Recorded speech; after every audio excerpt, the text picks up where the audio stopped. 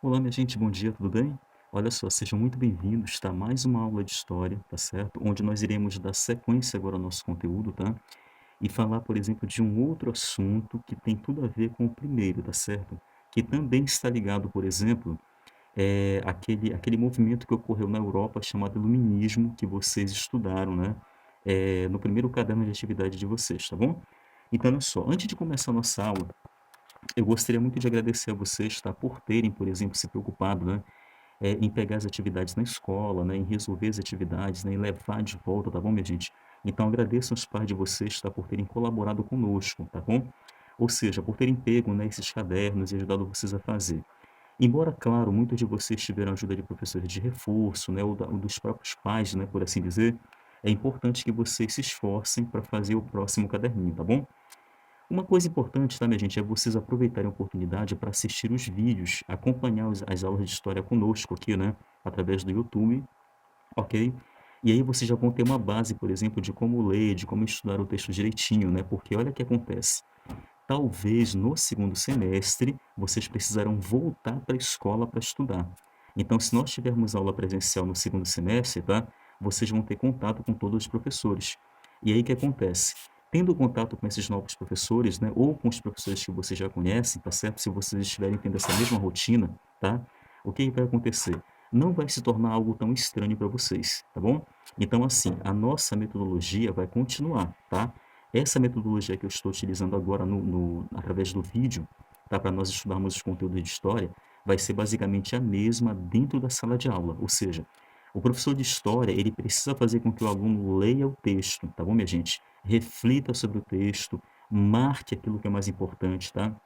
Ou fiche, né, aquilo que é mais importante e assim por diante, tá? Então vocês basicamente precisam muito, tá? Vocês precisam manter essa postura, tá? Agora, eu sei que vocês estão ainda, né, que nós estamos ainda nesse, por assim dizer, né, vamos dizer assim, né, que nós estamos ainda vivendo, né,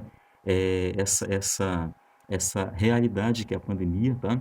E o que acontece? Por conta disso, muitos de nós, né, estamos distantes da escola.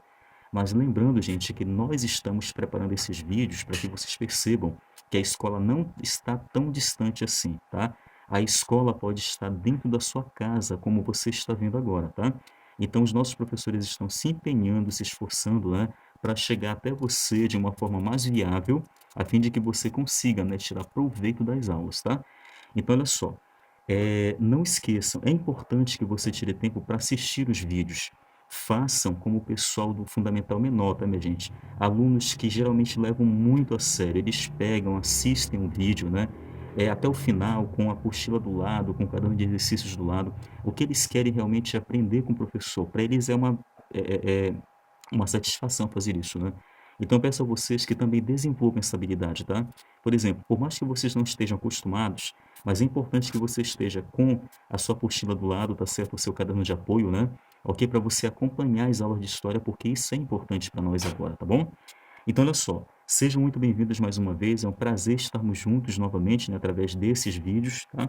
E aí, o que que acontece? A gente vai dar sequência agora, como eu falei para vocês, porém, com o conteúdo, né, falando aqui sobre conjuração baiana. Nós falamos no nosso último vídeo, né, sobre a conjuração mineira, tá certo? Nós falamos aí, por exemplo, né, de revoltas, né, que ocorreram dentro de Minas Gerais, né, ok? E nós vamos falar agora, por exemplo, né, de revoltas que houveram dentro da própria Bahia, tá bom, minha gente? Ou seja, de Salvador, né? Então veja que, na verdade, é muito parecido com o que aconteceu em Minas Gerais, tá? Na capitania de Minas Gerais, né?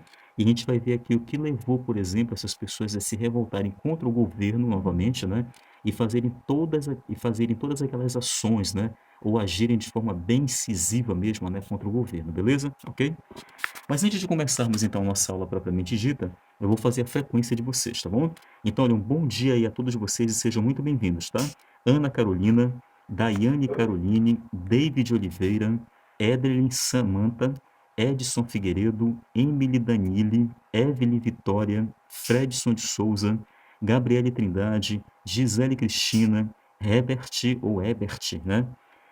Miranda, Jaiane Pedrosa, Jéssica Cristina, João Vitor, Camille Leandra, Karen Vitória, Kailon Siqueira, Lismel dos Santos, Lucas dos Santos, Lucas Leal, Luísa Franciele, Marcos Antônio, Mauro Henrique, Miriam Lúcia, Samuel Monteiro, Vinícius Fernando, Vitória Pereira, o Emily Camille, Williams Afonso e Yasmin Gomes Pinheiro, tá bom? Então, todos esses da lista sejam muito bem-vindos, né? Tenham um muito bom dia, tá, minha gente? Que nós possamos, né, entender um pouquinho mais do conteúdo agora através do vídeo, né? E aí, lembrando a vocês, tá, minha gente, que nós teremos a terceira aula somente na semana que vem, tá? Então, considerem esse vídeo como a segunda aula de história, tá? E aí, a terceira aula vai ser só semana que vem, falando sobre a independência aqui dos Estados Unidos, tá bom? Que é o último assunto da nossa apostila, tá? Então, olha só. O que que nós vimos na última semana, tá certo? No último vídeo, só para relembrar, tá? Nós analisamos aqui, tá certo, que as pessoas de Minas Gerais, né, ou seja, as pessoas, tá certo, de Salvador, tá, estavam revoltadas, o público em geral, né, estava revoltado com o governo, ok?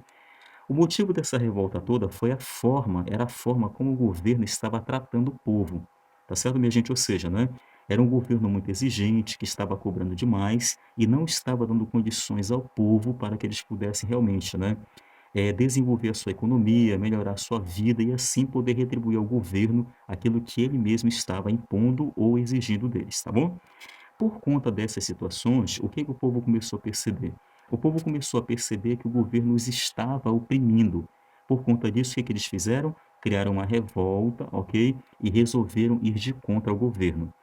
O que que ocorreu no final? A gente viu que muitos deles foram presos, né? Inclusive um deles, né? Embora, claro, vários foram presos e embora também essa pessoa, né, que foi presa, que foi enforcada e esquartejada, não fosse um dos líderes desse movimento, tá bom?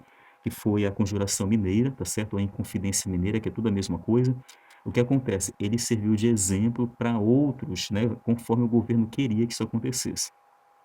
E quem era esse? Era o próprio Tiradentes, né? Que a gente conhece hoje, tá bom? Então vejam que a gente aprendeu aqui, né? A gente reviu, na verdade, né? Ou relembrou, né? Que por conta da atitude deles, né? Tiradentes, no caso, né? Acreditamos que ele foi uma pessoa, né? Que se expressou mais, talvez mais do que os outros nesse momento, né? Nesse processo de luta, né? A favor da liberdade e tudo mais, né? E o que acontece? Ele acabou sendo visto, tá? Por aqueles governantes como alguém que merecia um castigo talvez até maior, né? Que os outros que também lutaram dentro desse processo aí, né? Ou seja, lutar a favor da liberdade e assim por diante, né? Mesmo que demorasse, né? Mesmo que essa liberdade não viesse logo, né? Mas eles estavam lutando por isso. E aí Tiradentes, no caso, foi enforcado, né? E esquartejado também. Lembrando que, né? O governo fez isso para que as pessoas, em geral, ficassem amedrontadas, né? E entendessem que se elas reagissem daquela forma contra o governo local, eles também poderiam receber o mesmo tipo de tratamento, tá bom, minha gente? Então, esses detalhes nós vimos aí, né? Então, na verdade, esse tipo de atitude por parte do governo só cria revolta nas pessoas que estão ali, né? Que estão sendo governadas por pessoas desse jeito, né? Que agem dessa forma, né? Ou nesse nível aí de administração, tá bom? Então, olha, basicamente nesse mesmo panorama que nós iremos verificar agora, a segunda revolta, só que, claro, essa revolta aqui já fala da Bahia, né? Nós iremos falar sobre a revolta baiana, tá certo? Ou que aconteceu em Salvador, né? Por volta de 1798, tá bom? E o que que nós vamos ver aqui? Essa revolta foi conhecida como Inconfidência Baiana ou Conjuração Baiana, tá, minha gente? Que as duas expressões têm o mesmo significado, tá bom? Como nós vimos aí na nossa última aula de história, tá? Então, olha só, eu vou só fazer aqui para vocês um breve relato, né, do que está envolvido por detrás dessa situação, antes de nós, propriamente dito, né, passarmos a ler, né, e a fichar, né, ou a marcar os pontos mais importantes do texto, tá bom? Então, olha só, minha gente, o que acontece? Por volta de 1798, que é exatamente a data, né, em que acontece lá o processo, né, a Conjuração Baiana ou Inconfidência Baiana, tá? Olha só, Salvador, nesse período aqui, para você ter uma ideia, tá? O texto vai deixar, embora ele não comente esses detalhezinhos, mas ele vai deixar claro alguns pontos, né, para a gente refletir um pouquinho, tá? Ele possuía 60 mil habitantes, olha só, tá? Então, Salvador possuía um total de 60 mil habitantes. E lembrando, ok, E 40 mil desses habitantes, tá, minha gente, eram, na verdade, afrodescendentes, tá? Ou, tá certo, escravos, tá certo? Escravos libertos, tá? Ou seja, esses escravos libertos aqui eram aqueles, né, que passaram bastante tempo de suas vidas, né, longos anos de suas vidas, trabalhando para os senhores de terra, né, e pagaram suas dívidas, tá certo? E agora eles estavam libertos, ok? Então, esses 40 mil, né, essas 40 mil pessoas aí, que faziam parte desses 60 mil que compunham, né, a população de Salvador na época, em 1798, tá certo? Eram compostos aí de afrodescendentes, envolvendo escravos, né, tá certo? E escravos libertos também, tá? E não esqueçam, nós estamos falando aqui, olha, do final do século XVIII, tá, meu povo? Ok? Não esqueçam disso, viu? 1798, finalzinho já basicamente do século XVIII, tá? Então, olha só, essas pessoas aqui, tá, minha gente, esses 40 mil em específico, né, eram pessoas que trabalhavam, olha só quem eles eram, né, eram pessoas da população que eram simples, eram humildes, né, eram pessoas que compunham a maior parte da população. E olha o que eles envolviam para você ter uma ideia. Eram pessoas que trabalhavam como soldados, como artesãos, como carregadores, para você ter uma ideia, como pedreiros e vendedores ambulantes. Então vejam que todos esses grupos aqui faziam parte, né, ou compunham essas 40 mil pessoas, né, que integravam os 60 mil que fazia parte aqui da população de Salvador por volta de 1798, ok? Muito bem, aí outros detalhes nós iremos observar depois, mas não esqueçam que nós estamos falando, minha gente, de um período, tá? Onde basicamente a população, tá certo? E o comércio vinham crescendo muito, ok? E por conta disso, olha o que acontece. Esse crescimento da população gerava, claro, o crescimento da renda, crescimento da economia local, né? E isso, logicamente, não enriquecia a população mais pobre, tá? Como esses que nós vimos aqui ainda agora, tá certo? Que são descendentes aí, né? Descendentes de afros, né? São os afrodescendentes, né? Então, olha o que acontece aqui. Na verdade, enriquecia quem? Enriquecia os senhores de terra, tá? E os grandes comerciantes da época. Então, vejam que se enriqueciam essas duas classes de pessoas aí, é lógico e evidente, tá, que a maioria deles continuaria como o quê? Continuariam com dificuldades econômicas. E vocês lembram que lá em Minas Gerais, por exemplo, aconteceu, né, que o governo proibiu as manufaturas locais de continuarem produzindo. A mesma lei foi criada aqui, olha, para a Bahia, tá certo? Para Salvador, ok? Dificultando a vida daquelas pessoas ali, beleza? Ok? Então, tô dando para entender esses detalhezinhos aí, né? Ok? Então, olha só, minha gente, a maioria da população, no caso, esses 40 mil aí, para você ter uma ideia, vivia numa situação crítica, tá? Pois os preços da carne, ok? E da farinha de mandioca, que naquela época, né, era muito frequente, vinham crescendo muito, ok? E olha o que acontece aqui, ó, aumentando também o preço dos alimentos, para você ter uma ideia, tá? Então veja que a situação da população não era tão fácil, tá? Eles precisavam lutar, né, trabalhar muito para poder manter o seu sustento ali, né, ou conseguir sobreviver naquela época. Então, claro que isso iria gerar depois, né, uma certa revolta, uma certa rivalidade contra o governo local, tá bom? E isso iria criar realmente problemas para o próprio governo ali, tá bom? Agora, olha só. Nesse período, é bom lembrar de uma outra coisa, tá? Vocês lembram que nós falamos que o governo proibiu as manufaturas locais, né? Com o objetivo de que aquelas pessoas comprassem produtos importados, não é isso? E esses produtos importados lá que a gente vê em Minas Gerais, né, eram produtos caríssimos, né? Aumentando o custo de vida, né? Aumentando a dificuldade para o povo que morava lá, né? E assim por diante, tá? Então, olha o que acontece. Nesse período todo que a gente está vendo aqui, né, o que acontece? Eles deveriam, né, importar produtos manufaturados em vez de produzi-los, tá? Pois o Brasil tinha proibido, né, de fabricá-los, né, ok? Como vocês viram, né, então as manufaturas estavam proibidas, tá bom? E aí tornando os produtos, claro, né, cada vez mais caros para o povo que morava ali. Um outro problema, gente, que existia na época era a questão do racismo, tá? Então, o racismo contra os afrodescendentes, né, era muito forte e isso prejudicava, claro, né, a vida em sociedade daquele povo, ok? E aí, outros detalhes nós iremos ver durante o nosso estudo aqui, tá? De história desse mesmo capítulo, tá bom? Ou desse mesmo assunto, beleza? Muito bem, então vamos lá, meu povo. Qual vai ser a dinâmica? A mesma do primeiro vídeo. A gente vai ler o texto, eu vou incentivar vocês a lerem o texto, tá bom? Mesmo que não querendo, a gente tem que ler, não tem jeito, tá? E assim, a gente vai fichando aquilo que é mais importante, tá bom? Então, olha só, oitavo ano, 803, tá? Não esqueçam disso. Vocês precisam desenvolver a habilidade de leitura, tá certo? Porque quando a gente está parado há muito tempo, a gente precisa continuar desenvolvendo. Se nós não fizermos isso, tá? A nossa mente fica com uma indisposição muito grande e nós não conseguimos desenvolver, ok? Tanta habilidade para ler, para entender, né? Para poder dialogar com outros sobre o assunto e assim por diante, beleza? Ok? Então vamos lá. Bora começar aqui com o texto, tá? Ó, debaixo do subtema na página 2, ok? Falando aí sobre a Conjuração Baiana de 1798. Vamos ler o primeiro parágrafo? Na verdade, eu vou ler o primeiro e o segundo para vocês, tá bom? Então, bora lá. Diz assim, ó. A Conjuração Baiana, ou Revolta dos Alfaiates, tá bom? Foi um movimento político popular ocorrido em Salvador, Bahia, em 1798. Tinha como objetivos separar a Bahia de Portugal, abolir a escravatura e atender às reivindicações das camadas pobres da população. É também conhecida como Conspiração dos Búzios, ou Revolta dos Alfaiates, por ter como principais líderes os alfaiates João de Deus e Manuel Faustino dos Santos Lira. A Conjuração Baiana foi composta, em sua maioria, por escravizados, negros livres, brancos pobres e mestiços que exerciam as mais diferentes profissões, como sapateiros, pedreiros, soldados, etc.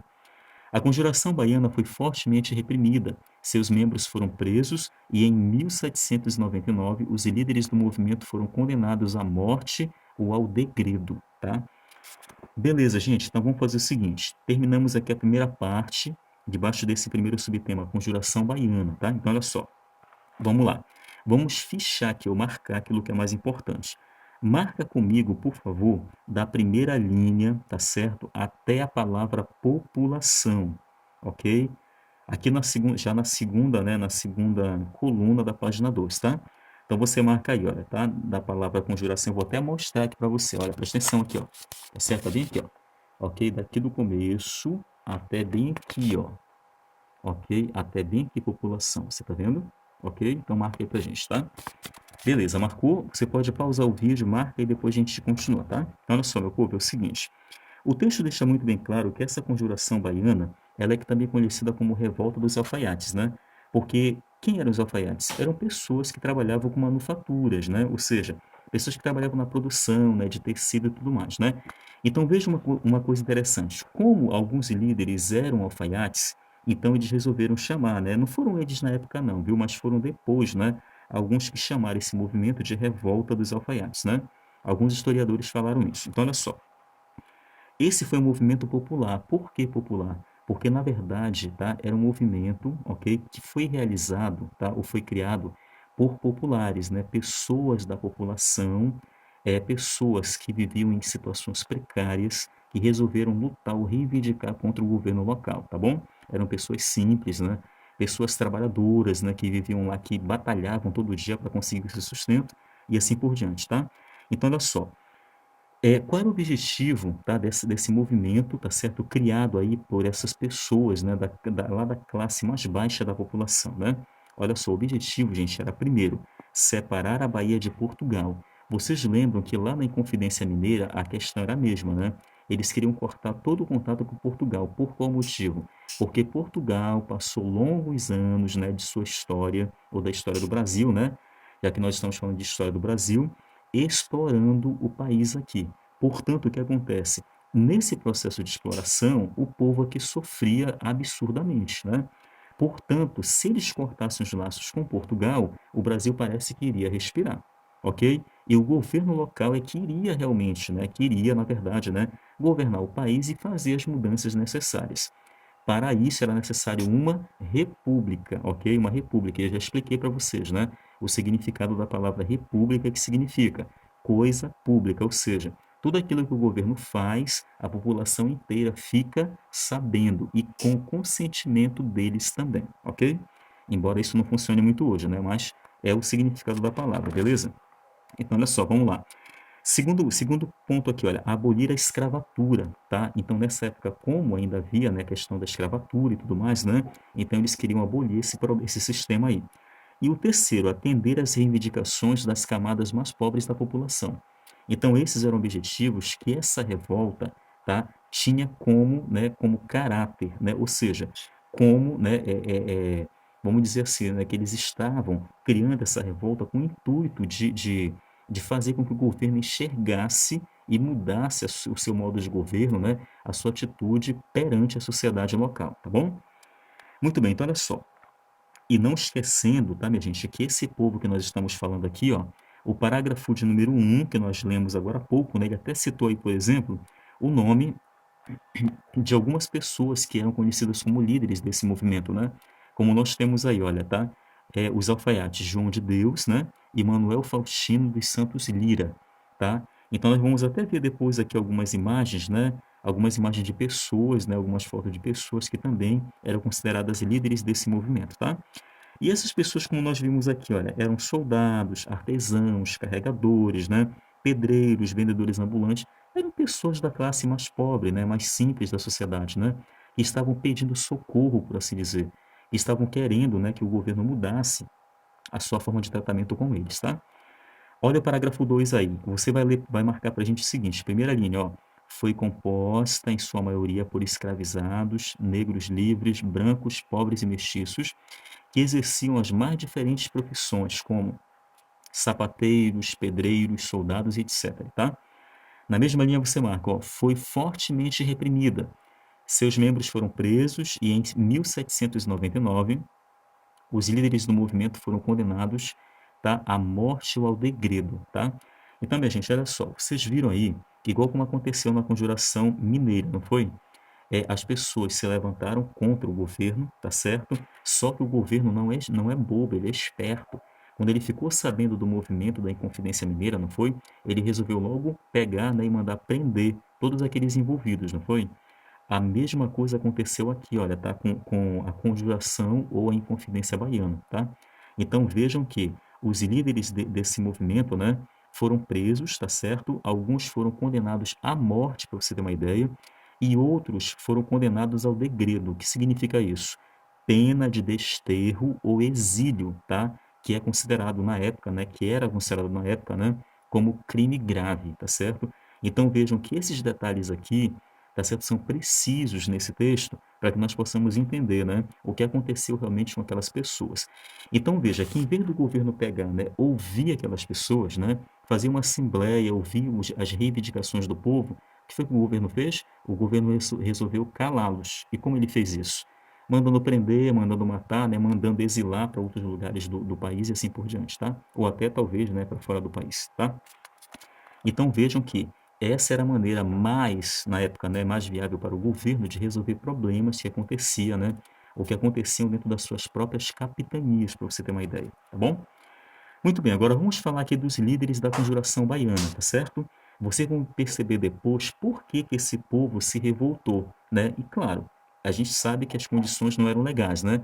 Mas teve uma coisa que levou eles a ficarem tão assim revoltados, né? E a querer realmente, né, reivindicar contra o governo local, tá bom? Vamos descobrir isso daqui a pouquinho. Então, olha só. Segundo subtema, líderes da Conjuração Baiana. Bora lá? Bora descobrir? Então, olha só. Vamos ler o primeiro parágrafo aí desse subtema. Além da liderança exercida pelos alfaiates, o movimento também era conhecido, encabeçado pelos soldados Luiz Gonzaga das Virgens e Lucas Dantas. Segundo parágrafo, a maçonaria exerceu uma forte influência sobre a conjuração, pois os ideais políticos da Revolução Francesa chegaram ao Brasil também por intermédio deste grupo. A primeira loja maçônica criada na Bahia, Cavaleiros da Luz, contava com a participação de diversos intelectuais que se envolveram na conjuração. São eles José da Silva Lisboa, que é o futuro Visconde de Cairu, o cirurgião Cipriano Barata, o médico dos pobres, né? O farmacêutico João Ladislau de Figueiredo, o padre Francisco Gomes, o professor de latim Francisco Barreto e o tenente Hermógenes Pantoja, que se reuniram, né, ou se reuniam para ler Voltaire, traduzir Rousseau e organizar a conspiração. Beleza, então é o seguinte aí, minha gente. Primeiro vamos marcar, depois a gente vai pegar, né, e discutir o assunto, tá bom? Primeiro parágrafo debaixo do subtema Líderes da Conjuração Baiana. Vamos marcar isso aí? Você vai marcar para mim todo esse parágrafozinho, tá bom? Pode marcar aí pra gente. Marcou? Beleza. Então, olha só. O texto mostra que, além da liderança dos alfaiates, que estavam à frente, né? Liderança, isso é ser líder, né? Estar à frente. Nós temos também outras pessoas aí que também participavam deles, né? Dessa conjuração. Quem eram eles? Nós temos aí soldados, né? Como Luiz Gonzaga, né? Lucas Dantas e assim por diante. E olha, eu quero que vocês façam o seguinte. Tá vendo essa imagem aqui, meu povo? Ó? Tá vendo isso aqui? Beleza, então olha só. Nessa imagem nós temos algumas pessoas que também foram consideradas como, né, como líderes da conjuração. Nós temos aí, ó, da esquerda para a direita, tá? Nós temos Lucas Dantas, Manuel Faustino, Luiz Gonzaga e João de Deus. Eles estão aqui porque foram figuras centrais, tá, minha gente? E figuras principais nesse processo de revolução, tá? Ou nesse processo, né, de conjuração, tá certo? Contra o governo de Salvador, tá bom? Ok? Então, olha só, agora vamos ao segundo parágrafo e descobrir agora o motivo deles terem conseguido essa força toda, tá? Para lutar contra o governo. Olha só. O segundo parágrafo você marca aí pra gente, ó. Maçonaria, tá? Exerceu uma forte influência sobre a conjuração. Aí você marca até o final do parágrafo, tá bom? Olha, talvez você pergunte, o que é essa maçonaria, tá? Então, olha só. Lembrando, gente, do seguinte, nós estamos falando aí, vocês viram que no final do texto, inclusive lá no primeiro vídeo a gente falou sobre, por exemplo, o impacto que o iluminismo teve na vida, por exemplo, aqui dos mineiros, ok? Vocês viram que muitos deles, ali, a sociedade se organizou, projetou, né, um levante contra o governo, tá certo? E foram lutar contra o governo. O que que incentivou eles a isso? As ideias ou os ideais iluministas, você lembra? A ideia de liberdade, né? A ideia, por exemplo, das pessoas decidirem o que fazer da sua própria vida, tá? Mas claro, né, contanto que eles tivessem liberdade para isso, né, que pudesse se organizar, que pudesse estruturar a sociedade melhor, tá? Então vejam que essas ideias, né, vêm da onde? Vêm da Europa, tá certo? E aí o que que eles fazem? Eles pegam, estudam essas ideias, se organizam em grupo, tá? E vão lutar ou reivindicar contra o governo local, tá bom? Então o que acontece aqui, meu povo? Presta bem atenção no seguinte. Por volta de 1797, olha o que acontece. Intelectuais de lá, tá, da Bahia, fizeram o seguinte, tá, de Salvador, fizeram o seguinte. Eles criaram o que nós conhecemos hoje como sociedade maçônica, tá bom? E olha que interessante, o nome dessa sociedade era Cavaleiros da Luz, como o texto mostra, tá? E olha só, o que era que eles faziam? Eles se juntavam, tá? E traduziam, além de estudar, tá? Textos franceses, como os de Rousseau e Voltaire. E nós vimos que o Rousseau e o Voltaire eram dois iluministas, vocês lembram disso? No primeiro texto lá que o professor anterior, né, deixou com vocês, falava muito disso. Quem era Voltaire, quem era Rousseau, né? Adam Smith e vários outros aí, né, idealistas do próprio iluminismo. Então, olha só, o que acontece? Eram mensagens que eles estudavam de igualdade e liberdade, que chamou a atenção dos grupos humildes, para você ter uma ideia, da sociedade de Salvador ou da Bahia, tá? E olha que interessante, quem eram eles? Eram alfaiates, pequenos comerciantes, soldados, artesãos e escravos.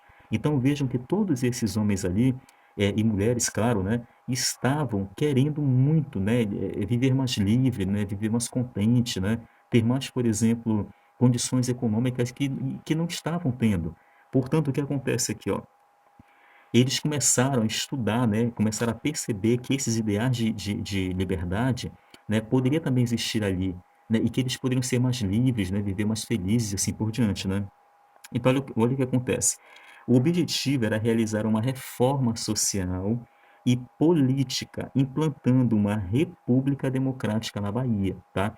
Então, esse era o objetivo da Conjuração Baiana, tá? É por isso que aquelas pessoas começaram a se juntar, porque eles queriam muito que o governo entendesse que só uma república é que poderia mudar a situação do país. Começando, claro, né, com a própria Bahia ou com Salvador ali, tá? Então, se implantasse uma república ali, o que acontece? a situação social poderia mudar, né, e o povo poderia ter mais liberdade nas suas decisões e escolhas, tá bom? Muito bem, então olha o que acontece aqui, tá certo? O segundo parágrafo aí, que a gente leu, ele diz, ó, que a primeira loja maçônica, né, tinha como nome Cavaleiros da Luz e contava com a participação de diversos intelectuais. Aí você pode marcar esses pontos aí, tá? E olha o que acontece. Quem foi que se envolveu a princípio nisso? Aí nós temos aí, ó, José da Silva Lisboa, tá certo? O cirurgião Cipriano Barata, aí nós temos o farmacêutico João Ladislau de Figueiredo, o padre Francisco Gomes, o professor de latim Francisco Barreto e o tenente Hermógenes Pantoja, tá? Então você pega e marca tudo isso daí, tá? Os nomes, né, dessas pessoas aí, tá bom, minha gente? Ok? E olha, só para você ter uma ideia, tá? Não esquecendo, tá bom, que essa organização toda aqui se deu porque aquele povo, né, aquelas pessoas estavam baseadas nas ideias de Voltaire, ok? Nas ideias de Rousseau, ok? Que eram pessoas iluministas e que muitos trouxeram suas ideias lá da Europa para cá, para o Brasil, com o intuito de fazer um país mais organizado, um país mais livre, né? Já que eles viviam ali sob condições muito complicadas, né, em termos de governo, né? Então o governo os oprimia muito. E tudo isso, claro, né, e evidente, era claro, uma visão, né, uma visão europeia sobre o Brasil, tá bom, minha gente? Que deveriam realmente explorar o país, né, até não ter mais nada para oferecer, ok? Muito bem, então a gente vai agora dar sequência ao texto, nós estamos de 31 minutos, tá bom? A gente vai continuar agora debaixo do próximo subtema que diz, ó, contexto histórico da conjuração baiana. Vamos ler o texto? Então eu vou ler para vocês aqui, olha, são 3 parágrafos, tá bom? 1, 2, 3, né? Então eu vou ler os 3 para vocês e você me acompanha. Bora lá? Então diz assim, ó. Da mesma forma, percutia na Bahia o movimento chefiado pelo negro alforriado Toussaint Louverture, no Haiti contra os colonizadores franceses. O primeiro grande levante de escravizados bem-sucedidos na história. Outra causa que levou à revolta foi o fato da população da cidade de Salvador estar em situação de penúria. Depois que a capital do Brasil, colônia, foi transferida para o Rio de Janeiro, em 1763, afirmou-se a necessidade de fundar na Bahia uma república democrática, onde não houvesse diferenças sociais e onde todos fossem iguais. No dia 12 de agosto de 1798, a cidade de Salvador amanheceu coberta de papéis, manuscritos pregados aos muros das igrejas. Os panfletos chamavam a população à luta e proclamavam ideias de liberdade, igualdade, fraternidade e república. Um dos principais dizeres era: animai-vos, povo baiense, que está para chegar o tempo feliz da nossa liberdade, o tempo em que todos seremos irmãos, o tempo em que todos seremos iguais. Ok? Então, meu povo, vamos começar aí. Olha, essa história que a gente leu aqui agora, eu já conversei com vocês, né? A gente acabou de citar aí vários detalhes, né? Então, vocês já estão por dentro desse assunto aqui. Mas olha só, vamos agora aproveitar só para fichar alguns pontos aí, porque vocês vão precisar para a prova de vocês de segunda avaliação, tá bom? Então, olha só, vamos começar ainda na página 2, no primeiro parágrafo você marca aí, ó, debaixo do subtema, presta atenção aí, tá? Debaixo do subtema, ó, contexto histórico da conjuração baiana, tá?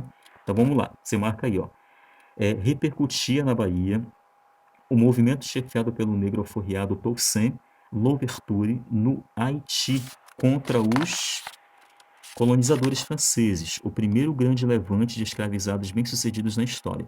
Então pode marcar isso tudo aí. Olha, por que o professor Coutrin colocou esse texto aqui para vocês, tá?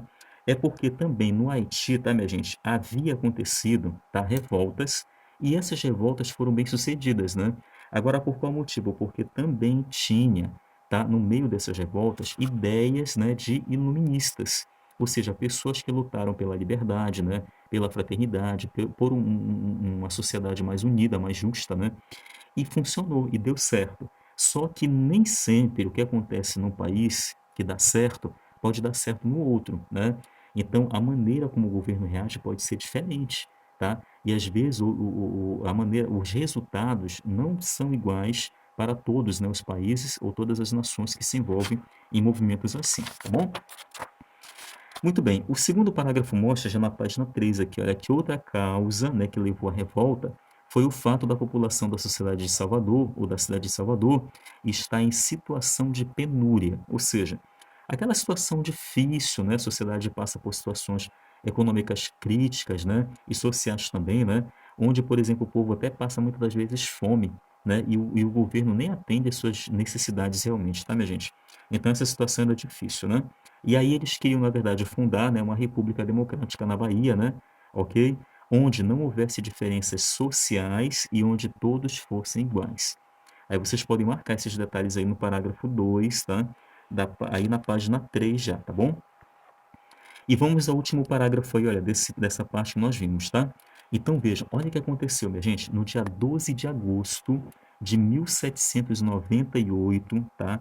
A cidade de Salvador amanheceu cheia de panfletos. E esses panfletos eram chamados de pasquins, tá? Era o nome dos panfletinhos, né? E olha o que acontece, tá? Esses pasquins chamaram a atenção do governo local por qual motivo? Porque eles atacavam violentamente, tá? A administração local, ou seja, a administração portuguesa, tá? E incentivavam o povo a fazer uma revolução, implantando uma república, tá? E foi exatamente isso que o texto falou. O texto deixou claro aqui, olha, que o objetivo deles, né, era liberdade, igualdade, fraternidade e república. E eles incentivavam o povo das classes mais baixas, né, a fazer exatamente isso, a lutar, já que eles eram a maioria da população, né, 40%, 40 mil, né, perdão, 40 mil era muita gente, né, meu povo? Então vejam que não era brincadeira, né? Para uma população de 60 mil habitantes, 40 mil ser, né, está envolvido basicamente num levante desse, né, ou seja, num movimento desse, realmente não é pouca gente, né? Então vejam que a grande maioria, claro, estava envolvida aí, né, nesse movimento, tá bom? Muito bem, agora para fechar, vamos ver o que que aconteceu, igualmente como aconteceu lá em Minas Gerais, tá bom? Na Inconfidência Mineira, tá certo? Vamos ver o desfecho aqui desse movimento, embora nós já estejamos sabendo de alguns detalhes, né? Então, olha só. Eu vou ler aqui para vocês os três primeiros e depois a gente conclui com os três últimos aqui, tá? Então, olha só. Vamos lá, leia aí comigo, tá? A distribuição dos panfletos com palavras de ordem levou as autoridades a agir prontamente, é, e reprimir a manifestação. Alguns membros foram presos e forçados a delatar o restante dos participantes.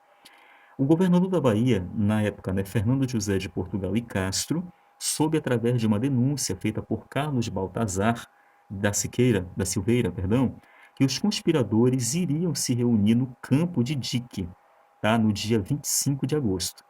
A ação do governo foi rápida e o coronel Teotônio de Souza foi encarregado de surpreendê-los em flagrante. Diante da aproximação das tropas do governo, alguns conseguiram fugir. Reprimida a rebelião, as prisões sucederam-se e o movimento foi desarticulado. Foram presas 49 pessoas, das quais 3 eram mulheres, 9 escravizados e outros homens livres que exerciam profissões como alfaiates, barbeiros, soldados, bordadores e pequenos comerciantes, tá? Então, olha, nesses 3 parágrafos aqui a gente viu a consequência, não foi? Então, olha o que acontece. O primeiro parágrafo você pode marcá-lo todo, tá? O segundo, você pode marcar só aquilo que interessa para a gente, né? Você pode marcar que o governador, né, soube dessa denúncia, né, e aí reprimiu, né? Ele soube da denúncia, né, que o povo ia, os conspiradores, no caso, né, iriam se reunir lá no campo do Dique, né, e a data que seria dia 25 de agosto. E na terceira você marca aí, olha, na primeira linha, que a ação do governo foi rápida, tá, gente? Então, olha só, o que que eles fizeram? Eles, na verdade, né, eles se aproximaram rápido, né, desse movimento, né, de onde eles estavam, né? E aí o que acontece? As tropas do governo não permitiram, né? Não permitiram que aquela multidão ali se dissipasse logo, né? É claro que alguns conseguiram fugir, né? Mas a rebelião foi reprimida, como o texto mostra, né? E aí as prisões aconteceram, ok? Então vejam que, né? Pessoas bem simples, como o texto mostrou, estavam envolvidas nessa rebelião, tá? E elas, na verdade, foram presas e assim por diante, né? Mas olha só, por que que o governo estava tão chateado com esse grupo de pessoas, né? Com essas pessoas que lutavam pela liberdade? Vocês lembram que no texto anterior que nós lemos, acima do subtema aí, olha, fim da conjuração baiana, tá? Nós temos, para você ter uma ideia, tá? Nós temos aí, ó, um trecho, tá, que está em azul e entre aspas. Ele diz assim, olha, Animai-vos, povo baiense, que está para chegar o tempo feliz da nossa liberdade, o tempo em que todos seremos irmãos, o tempo em que todos seremos iguais. Então veja que esse lema aqui, né, ou seja, essas palavras de ordem, chamaram a atenção do governo. Ou seja, o governo percebeu que se ele não tivesse cuidado, né, o povo aqui iria lutar ferrenhamente contra eles, porque eles estavam percebendo, né, que o governo não estava dando liberdade para eles, né, ou seja, eles eram um povo oprimido, tá, sem liberdade, né, e eram pessoas que estavam sendo tratadas como separadas, né? Como pessoas diferentes umas das outras, e assim por diante, tá? Ou seja, o preconceito, né? A discriminação era visível naquele período ali, né? Na Bahia e assim por diante, tá, minha gente? Por volta do século XVIII, tá? Muito bem, agora vamos fazer o seguinte, vamos ler os 3 últimos parágrafos aí para a gente fechar o nosso estudo para hoje, tá bom? Então, olha só. Os principais envolvidos foram julgados e condenados à morte no dia 8 de novembro de 1799, um ano e 2 meses depois dos acontecimentos. Os acusados foram declarados culpados por traição. Desta maneira, receberam a pena de morte por enforcamento e depois esquartejados. Luís de Gonzaga das Virgens, Lucas Dantas, João de Deus e Manuel Faustino dos Santos Lira foram aqueles envolvidos lá, né? Então, olha, os corpos foram expostos em diversos locais da cidade de Salvador para servir de exemplo a possíveis subversivos, ok? O último parágrafo na página 3 diz assim, olha, os intelectuais e membros da maçonaria que participaram da conjuração receberam penas mais brandas ou foram absolvidos.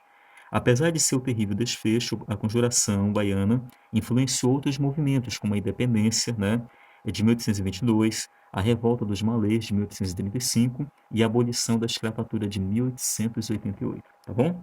Então, olha só, minha gente, voltando aqui, tá, nesses 3 últimos parágrafos, vamos pegar aqui, ó, tá, eu vou conferir aqui debaixo do subtema fim da conjuração baiana, tá? Então, nós temos 1, 2, 3, né? O parágrafo 4 aí que nós lemos agora, não foi? Então, olha, você vai marcar aí que os principais envolvidos foram julgados, né, e condenados à morte, ok? E no ano aí, no dia 8 de novembro de 1799, para vocês terem uma ideia, eles foram acusados e culpados de traição. Olha o resultado dessa atitude deles, né? Olha só. O próximo parágrafo mostra que eles receberam a pena de morte por enforcamento e depois esquartejados. Você pode marcar isso aí. Agora pensa comigo aqui, ó. Essa ideia de enforcar a pessoa, tá? O condenado ou o culpado, né? E de esquartejá-lo vem da onde? Lá de Minas Gerais, você lembra? O que fizeram lá com o Tiradentes? Embora ele não fosse um dos líderes, tá? Mas ele foi o mais reprimido, tá certo? Naquele levante lá. Tanto que ele foi preso, enforcado, não foi? E ele foi esquartejado. E ainda falei mais para vocês aí, olha, para vocês ficarem atentos, porque assim, olha o que eles fizeram. Lá na praça, tá, gente? No dia 21 de abril de 1792, né? O que que eles fizeram? Eles pegaram ele e levaram lá para o Rossio, que hoje é a praça, né, do Tiradentes, no Rio de Janeiro, e a sua cabeça foi posta, né, numa estaca lá na cidade dele, em Vila Rica, né? Ou seja, na cidade dele, que era Ouro Preto, tá? Então veja que eles fizeram isso de propósito. Fizeram isso para que o povo pudesse, né, ficar com medo, aquela coisa toda, e não querer de novo ou novamente, né, lutar contra o governo, tá bom? A mesma coisa aconteceu aqui, ó, tá? Então, essa ideia de enforcamento, né, esquartejamento da pessoa, do culpado, né, iria levar muitos a ficarem com medo, horrorizados. Então, era isso que o governo queria, né? Ele queria horrorizar a população e deixar eles extremamente com medo, para nunca mais chegar ao ponto de fazer um outro levante contra o governo local, tá bom? Muito bem, então olha só, minha gente, chegamos ao final aqui dos nossos estudos. Agora pensa numa coisa importante aqui, ó, tá? Isso que aconteceu não deve levar a gente a pensar assim, professor, e agora, tá? Será que esses levantes não derem nada? Deram sim, minha gente. Tanto que o final do texto falou aí para vocês o seguinte, né? Que esse movimento influenciou outros. E lembrem-se de uma coisa, às vezes o governo só muda quando ele é pressionado, tá bom? Se não houver pressão, eles fazem o que bem entende da vida das pessoas, tá? Então, quando o povo acorda, percebe, né, basicamente que o que está acontecendo, né, é uma exploração e o povo vai para cima, o que acontece? O governo cede. tá? Ele fica com medo, fica assim meio que preocupado, né? E acaba cedendo. Agora, quando ninguém faz nada, eles pintam e bordam com a sociedade, né? Então, olha só, esse movimento que aconteceu na Bahia, tá certo? No final do século XVIII, incentivou novos acontecimentos, tá bom? Que vão gerar mudanças, não só no governo, mas na sociedade geral daquele local e para se estender ao Brasil inteiro ou ao país inteiro, tá bom? Ok? Então, não esqueçam disso. Todo movimento é válido, tá? Ele ajuda de uma certa forma ou contribui, né? Para que haja mudanças no local. Mesmo que haja repressão de forma violenta, mas sempre vai haver um pouco de mudança naquele local ali, tá bom?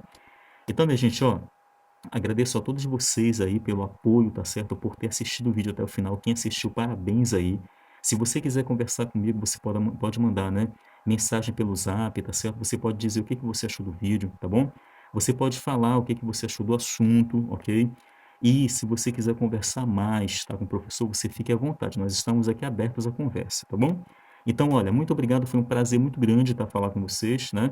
E poder instruir vocês à base desse conteúdo. Vocês viram que é importante ter aula do professor, né? Que você lendo apenas, você não vai entender muita coisa. É importante você ter aula comigo, tá? E aí nós nos vemos na semana que vem, com o nosso último conteúdo desse texto. Aí eu peço a vocês, não façam exercício da apostila. Só façam depois que vocês terminarem. Sabe por quê? Eu vou ler para vocês as questões da apostila, do exercício lá no finalzinho, né? E eu vou ajudar vocês a responder as perguntas, tá bom? Então não façam sozinhos, tá bom? Me esperem, tá certo? Então na semana que vem eu termino o texto com vocês e aí eu vou fazer um próximo vídeo para que a gente possa realmente fazer o exercício juntos, beleza? Ok? Obrigado, gente. Bom dia para vocês, tá bom? E um bom final de semana.